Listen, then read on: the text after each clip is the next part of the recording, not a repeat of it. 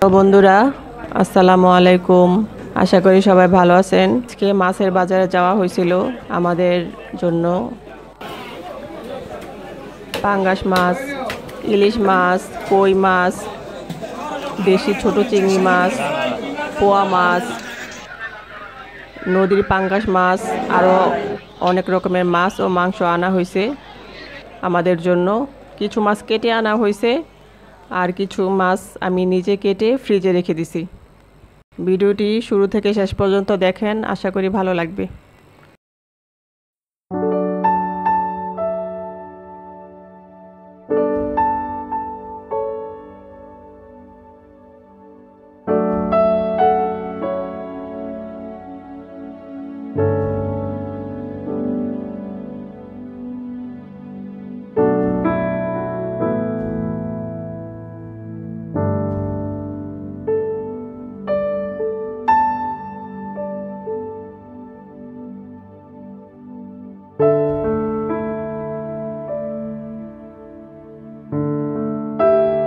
এখন ফ্রেশ কাসকি মাছটা রান্না করব আজকের জন্য।